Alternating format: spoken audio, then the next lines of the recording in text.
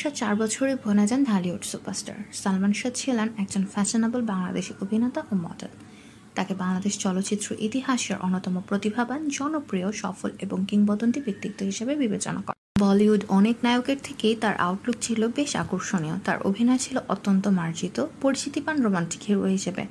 বাংলা চলচ্চিত্রে আলোড়ন সৃষ্টি করেছিলেন তিনি। গণমাধ্যম তাকে বাংলাদেশ চলচ্চিত্র জগতের রাজপুত্র, নায়কদের নায়ক, আধুনিক ঢালিউডের প্রথম সুপারস্টার, অমর মহানায়ক এবং স্বপ্নের নায়ক উপাধিতে ব্যক্ত করেন।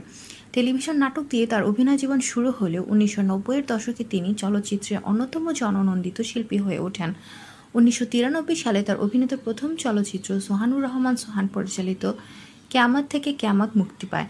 3.5 বছরের মতো স্বল্প সময়ের ক্যারিয়ারে তিনি সর্বমোট 27টি চলচ্চিত্রে অভিনয় করেন, যার অধিকাংশই ছিল ব্যবসা সফল।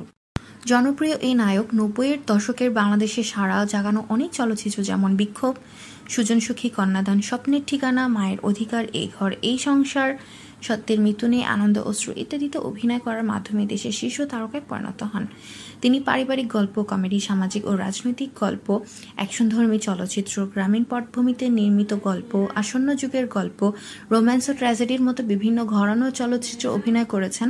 তাকে একাধারে প্রকৃতি চলচ্চিত্রে দেখা যেত, যেখানে তিনি নিজের বহুমুখী অভিনয় প্রতিভা, আকর্ষণীয় ব্যক্তিত্ব ও বিভিন্ন ধরনের চরিত্র ফুটিয়ে তুলতে নিজের সক্ষমতার পরিচয় দেন। ফলস্বরূপ ব্যবসায়িক সাফল্য ও সমালোচকদের প্রশংসা অর্জন করেন এবং ঢালিউড সবচেয়ে বেশি পারিশ্রমিক নেয়া অভিনেতায় পরিণত হন। তার 3টি চলচ্চিত্র স্বপ্নের ঠিকানা, মৃত্যু নেই এবং কেয়ামত থেকে কেয়ামত ঢালিউড বক্স অফিসের সর্বকালের শীর্ষ 10টি সর্বোচ্চ ব্যবসা সফল চলচ্চিত্রের মধ্যে রয়েছে।